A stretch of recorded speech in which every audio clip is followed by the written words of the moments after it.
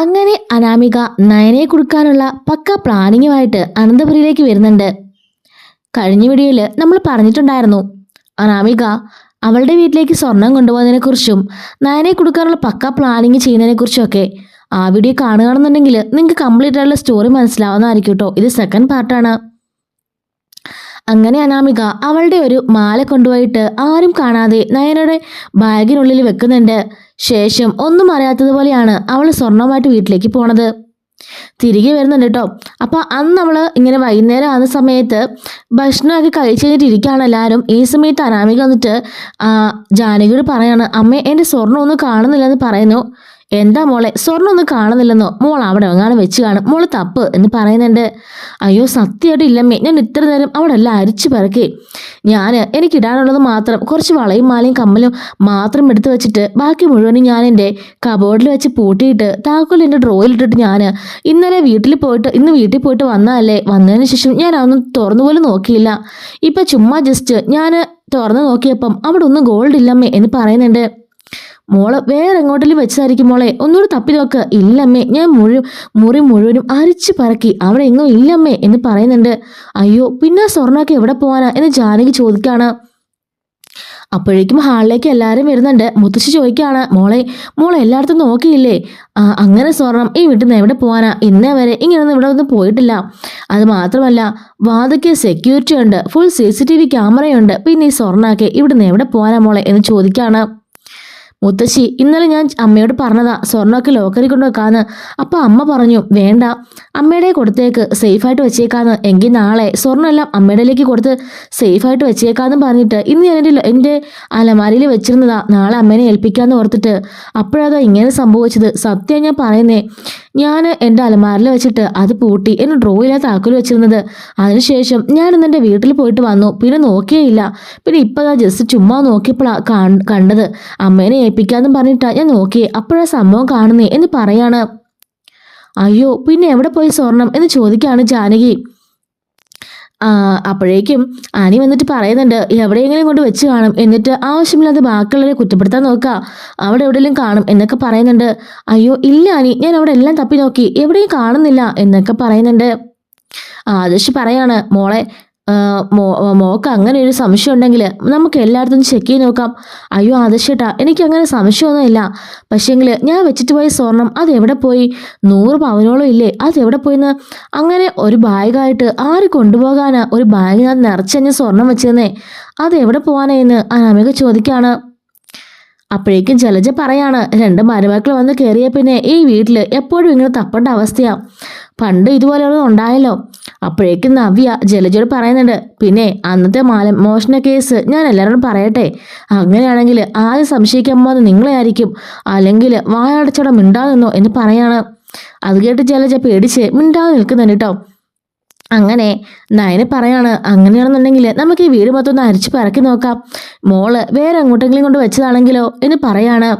അനാമിക പറയാണ്, അനാമിക മനസ്സിലോർക്കുന്നുണ്ട്, അവക്കുള്ള കുഴി അവൾ സ്വന്തമായിട്ട് തൊണ്ടുന്നുണ്ട്, നമ്മളിനി ഒന്നും ചെയ്യണ്ട, അവൾ തന്നെ എല്ലാം ചെയ്തോളും എന്നൊക്കെ മനസ്സിലോർത്ത് ചിരിച്ചുകൊണ്ട് നിൽക്കുന്നുണ്ട്. മുത്തശ്ശൻ പറയാണ്, ഇതൊക്കെ നാണക്കേടല്ലേ മോളെ, നമ്മളുടെ വീടൊക്കെ ഇങ്ങനെ നോക്കാന്ന് പറഞ്ഞാൽ.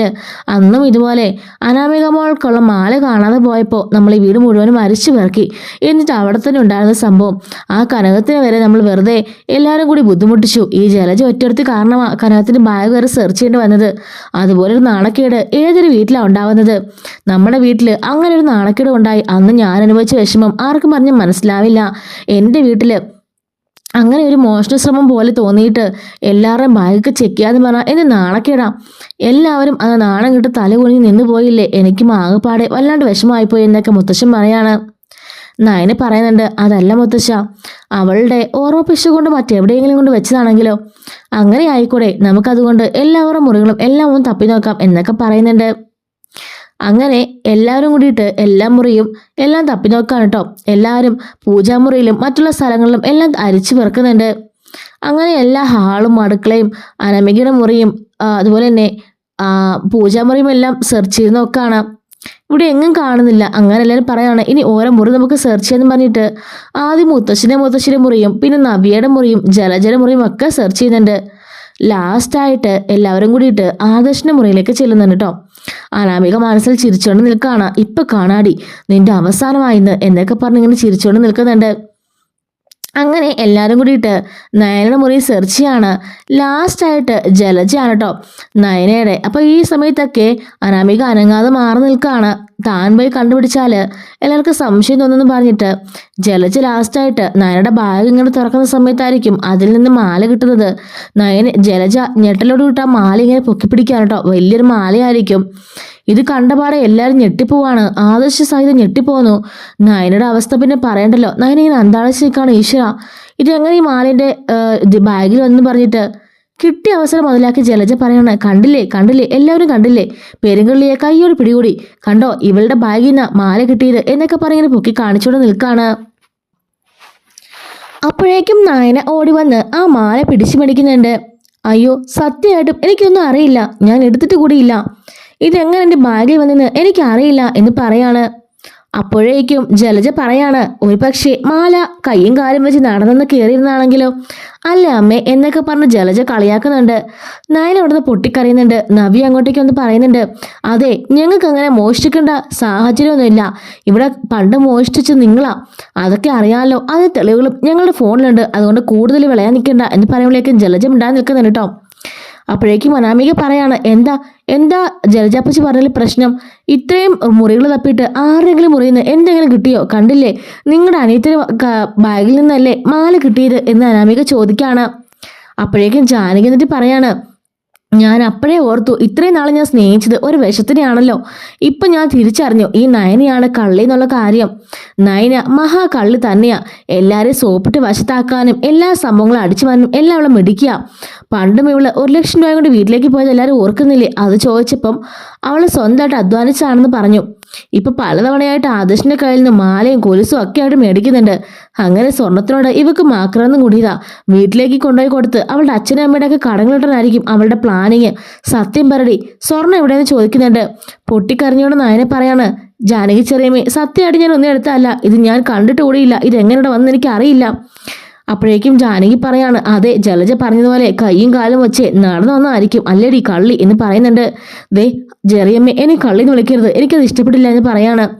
അപ്പോഴേക്കും അങ്ങോട്ടേക്ക് ആദർശം എന്നിട്ട് പറയാണ്, അതെ അവൾക്കതിൻ്റെ ആവശ്യമില്ല, ഈ 100 പൗണ്ട് സ്വർണം എന്ന് പറഞ്ഞാൽ ഏകദേശം 2 കോടി രൂപ അടുത്ത് വരുമല്ലോ, അത് വിളി ചോദിച്ചാലേ ഈ നിമിഷം തന്നെ അവൾക്ക് ഞാൻ കൊടുക്കുകയും ചെയ്യും, അതുകൊണ്ടാരും അവളെ കുറ്റപ്പെടുത്തണ്ട, അവൾ അങ്ങനൊന്നും ചെയ്യില്ല. പിന്നെ എങ്ങനെ ആദർശേ ഇവളുടെ ബാഗിൽ ഈ മാല വന്നേ? ആദർശ് പറയാണ്, ഞാനതെ പോലീസിനെ വിളിച്ച് അന്വേഷിപ്പിക്കാം, എന്നിട്ട് ഇതിന് സത്യാവസ്ഥ മനസ്സിലാക്കാം. അനാമിക ചെറുതായിട്ടൊന്ന് പേടിക്കുന്നുണ്ട്.